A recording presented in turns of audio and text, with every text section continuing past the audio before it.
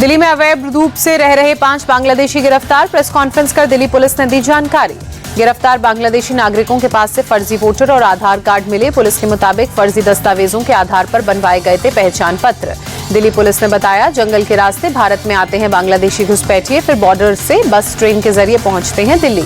Police ने 6 फर्जी आधार और वोटर कार्ड बनाने वालों को गिरफ्तार किया। बांग्लादेशी घुसपैठियों के फर्जी पहचान पत्र बनाते थे आरोपी। रोहिंग्या मुसलमानों को लेकर दिल्ली सरकार के शिक्षा निदेशालय ने जारी किया आदेश। कहा, अवैध बांग्लादेशी प्रवासियों को स्कूलों में न मिले दाखिला। दिल्ली शिक्षा निदेशालय ने कहा, एडमिशन के दौरान सभी दस्तावेज ठीक से जांचें। अगर नागरिकता पर संदेह तो पुलिस अधिकारियों को बताएं। अवैध घुसपैठियों के खिलाफ दिल्ली पुलिस का अभियान। दिल्ली में अवैध बांग्लादेशी प्रवासियों की पहचान करने में जुटी पुलिस। कालिंदी कुंज और बदरपुर खादर इलाके में लोगों के डॉक्यूमेंट वेरीफाई कर रही है पुलिस। एलजी के आदेश के बाद पुलिस जांच में जुटी। बांग्लादेशी घुसपैठियों और रोहिंग्याओं के मुद्दे पर बीजेपी सांसद मनोज तिवारी ने कहा, मेरा मानना है कि इन लोगों के खिलाफ देशद्रोह का मामला दर्ज होना चाहिए। महाराष्ट्र में बांग्लादेशी घुसपैठियों पर एक्शन। नवी मुंबई से 2 दिन में 10 बांग्लादेशी अरेस्ट। महाराष्ट्र के धुले में 4 बांग्लादेशी अरेस्ट। उल्लासनगर से बांग्लादेशी कपल गिरफ्तार। अंबेडकर विवाद को लेकर कांग्रेस का देश भर में विरोध प्रदर्शन। प्रदर्शनकारियों ने गृहमंत्री अमित शाह के इस्तीफे की मांग की। बाबा साहेब पर अमित शाह के बयान को लेकर बीएसपी भी सड़कों पर उतरी। बीजेपी और अमित शाह के खिलाफ प्रदर्शन किया। अमित शाह के अंबेडकर वाले बयान पर अशोक गहलोत भी हमलावर। बोले, देश में जो आक्रोश है उसे सरकार को समझने की जरूरत। गृहमंत्री को देना चाहिए इस्तीफा। अंबेडकर के मुद्दे पर सियासत गरमाई। बीजेपी नेता रविशंकर प्रसाद ने कहा, कांग्रेस ने अंबेडकर को इस्तीफा देने के लिए मजबूर किया था। पूछा, कांग्रेस ने बाबा साहेब को क्यों नहीं दिया भारत रत्न। छत्तीसगढ़ के रायपुर में अमित शाह के खिलाफ यूथ कांग्रेस का प्रदर्शन। पुलिस ने वाटर कैनन का इस्तेमाल किया। कार्यकर्ताओं को खदेड़ा। छत्तीसगढ़ के पूर्व सीएम का बीजेपी सरकार पर आरोप। चुनाव आयोग को बचाने के लिए रातों रात नियम बदले जा रहे हैं। बिहार के पटना में बीपीएससी अभ्यर्थियों के विरोध प्रदर्शन में शामिल हुए पप्पू यादव। छात्रों ने की नारेबाजी।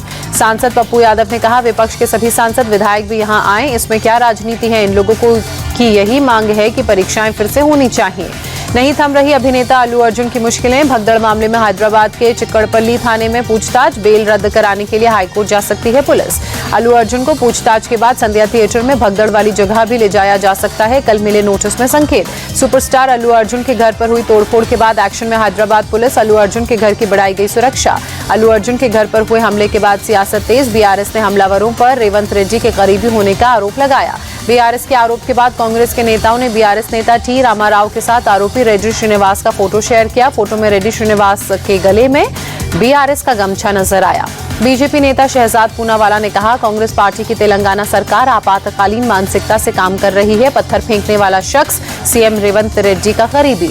सूत्रों के मुताबिक तेलंगाना के सीएम रेवंत रेड्डी ने अल्लू अर्जुन को सुलह के लिए प्रस्ताव भेजा। पीड़ित परिवार की आजीवन मदद के लिए श्री तेजा ट्रस्ट बनाया जाएगा। कहा, ब्रेन डैमेज के शिकार श्री तेजा के लिए 2 करोड़ के कॉर्पस के ट्रस्ट की होगी स्थापना। अल्लू अर्जुन को ट्रस्ट में देना होगा 1 करोड़ का चंदा। श्री तेजा ट्रस्ट के लिए फिल्म के डायरेक्टर सुकुमार और प्रोड्यूसर मैत्री मूवीज 50-50 लाख रुपए देंगे। ब्याज के पैसों से होगी परिवार की मदद। संभल में शिव मंदिर में पूजा करने पहुंचे श्रद्धालु। पूजा कर हनुमान जी का लिया आशीर्वाद। संभल में आज चौथे दिन भी रानी की बावड़ी की खुदाई का काम जारी। डीएम ने बावड़ी से अतिक्रमण हटाने का जारी किया है आदेश। रानी की बावड़ी की 6-7 फीट गहरी और 30 फीट लंबी खुदाई हो चुकी है पूरी। 2 जीसीबी और 30 मजदूर खुदाई के काम में जुटे। रानी की बावड़ी की खुदाई को लेकर सपा सांसद अवधेश प्रसाद ने कहा, संभल पूरे देश को भाईचारे का संदेश देता है। बीजेपी ने इस भाईचारे को मिटाने की कोशिश की। संभल के डीएम राजेंद्र पैंसिया के मुताबिक बावड़ी का मौजूदा एरिया 201 वर्ग मीटर और यह करीब 125 से 150 साल पुराना। संभल में सर्वे के दौरान एक और कुआं मिला, 8 फीट पर है पानी। संभल हिंसा मामले में जांच तेज। फॉरेंसिक टीम ने जामा मस्जिद के पास हिंसा वाली जगह पर सीन रिक्रिएट किया। भारी पुलिस बंदोबस्त के बीच फॉरेंसिक टीम ने सीन रिक्रिएशन किया। पुलिस प्रशासन के बड़े अधिकारी मौजूद रहे। गाजियाबाद के आबिदपुर गांव में 100 साल पुराने शिवलिंग के मिलने का दावा। विश्व हिंदू परिषद का आरोप, कब्रिस्तान की 4 दीवारी में शिवलिंग को कैद करने की साजिश। विश्व हिंदू परिषद की मांग, भक्तों के शिवलिंग तक आने के लिए बनाया जाए रास्ता। लोगों ने शिवलिंग का मंत्रोच्चारण के साथ जलाभिषेक भी किया। मंदिर मस्जिद पर आरएसएस प्रमुख मोहन भागवत के बयान पर जगत गुरु रामभद्राचार्य ने नाराजगी जताते हुए कहा, मोहन भागवत तुष्टीकरण से प्रभावित हो गए हैं, ये उनकी निजी राय है। जगत गुरु रामभद्राचार्य ने मोहन भागवत के बयान को दुर्भाग्यपूर्ण बताते हुए कहा, हिंदुत्व के आधार पर ही संघ बना है। जहां हमारे मंदिर के अवशेष मिल रहे हैं वहां हम लेंगे, जहां नहीं मिलेंगे वहां नहीं लेंगे।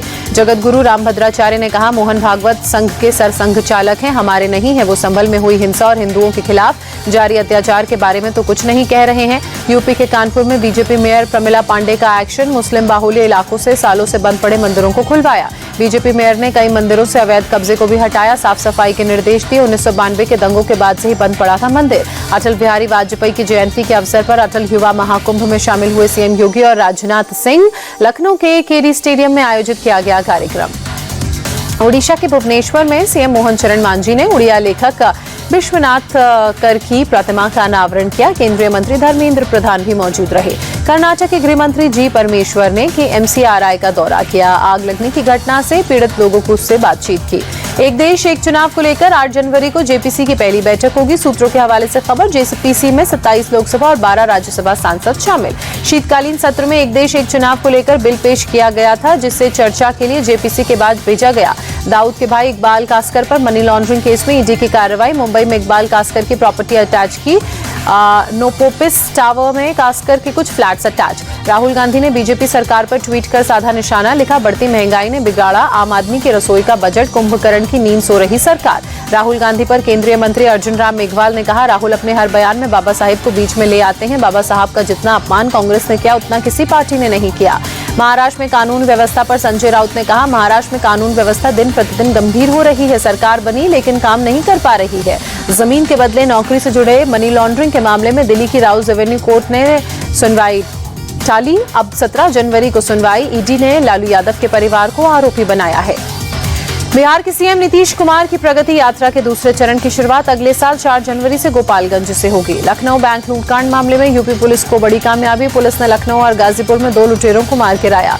पुलिस और लुटेरों के बीच आज पहला एनकाउंटर लखनऊ में हुआ, जहां 25,000 का इनामी बदमाश सोबिंद कुमार गोली लगने से घायल।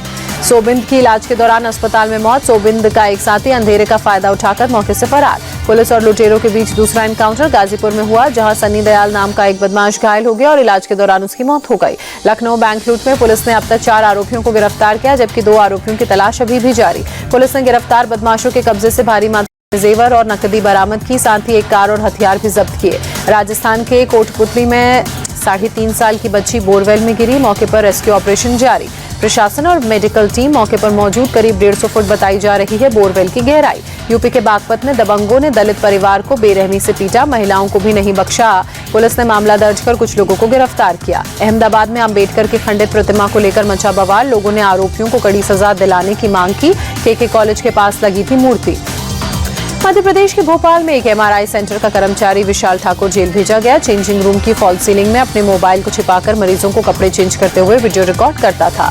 एक महिला पेशेंट ने अपने पति को मोबाइल रखे होने की जानकारी दी। जब पति ने मोबाइल चेक किया तो उसकी पत्नी समेत 3 मरीजों के कपड़े चेंज करते हुए वीडियो में ले।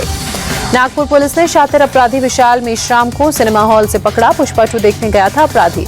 पुलिस ने प्लानिंग के तहत फिल्म की टिकट खरीदकर अपराधी के बगल में बैठकर उसे धर पकड़ा। विशाल मेश्राम पर 27 केस पहले से दर्ज। दिल्ली में ठंड के चलते रैन बसेरों में लोगों की भीड़। लोधी रोड स्थित रैन बसेरे में पहुंचे लोग। दिल्ली के कई इलाकों में शीतलहर का कहर। IMD के अनुसार न्यूनतम तापमान 7 डिग्री सेल्सियस। दिल्ली के कर्तव्य पथ इलाके में धुंध की परत, विजिबिलिटी लो। दिल्ली के आनंद विहार में शीतलहर का कहर, तापमान में आई गिरावट। यूपी के नोएडा में कोहरे का हल्का असर नजर आया, तापमान में गिरावट। यूपी के गाजियाबाद में ठंड से बचने के लिए लोगों ने अलाव का सहारा लिया, शीतलहर से परेशान। यूपी के प्रयागराज में कोहरा, शहर के कई इलाकों में विजिबिलिटी लो, यातायात प्रभावित। यूपी के अयोध्या में धुंध की चादर, तापमान में आई गिरावट, शीतलहर का कहर। यूपी के आगरा में कोहरे की चादर में लिपटा ताजमहल, तापमान में दर्ज की गई गिरावट। यूपी के अलीगढ़ में कोहरे की हल्की परत, विजिबिलिटी लो, गाड़ियों की रफ्तार भी धीमी। महाराष्ट्र के नासिक में कोहरे की हल्की परत, तापमान में गिरावट के चलते शीतलहर भी जारी। शिमला में बर्फ से खेलते नजर आए बच्चे, पहाड़ी इलाकों में ताजा बर्फबारी देख खुश हुए सैलानी। जम्मू कश्मीर में फ्रीजिंग पॉइंट से भी नीचे पहुंचा तापमान, पीर पंजाल इलाके में ठंड के चलते जमे झरने। कश्मीर घाटी में शीतलहर के चलते -6 डिग्री सेल्सियस पर तापमान, ठंड के चलते डल लेक की सतह भी जमी। हिमाचल प्रदेश में भारी बर्फबारी की वजह से सोलंग नाला और अटल टनल के बीच फंसा करीब 1000 गाड़ियों का काफिला। काफी देर बाद ट्रैफिक जाम में फंसे रहे सैलानी, जिन्हें निकाला गया। रात भर चले रेस्क्यू ऑपरेशन के बाद गाड़ियां निकाली जा सकी। लाहौल स्पीति और मनाली पुलिस ने सख्त और शीशे की तरह बन गए बर्फ पर मिट्टी डालकर गाड़ियों को निकाला। प्रयागराज में महाकुंभ 2025 की तैयारियां तेज। 13 जनवरी से 26 फरवरी 2025 को होगा आयोजन। उज्जैन के श्री महाकालेश्वर मंदिर पहुंचे अभिनेता वरुण धवन। मंदिर में पूजा अर्चना कर दिया आशीर्वाद। क्रिसमस से पहले रंग बिरंगी रोशनी से जगमगाया रांची शहर। जगह जगह शानदार सजावट।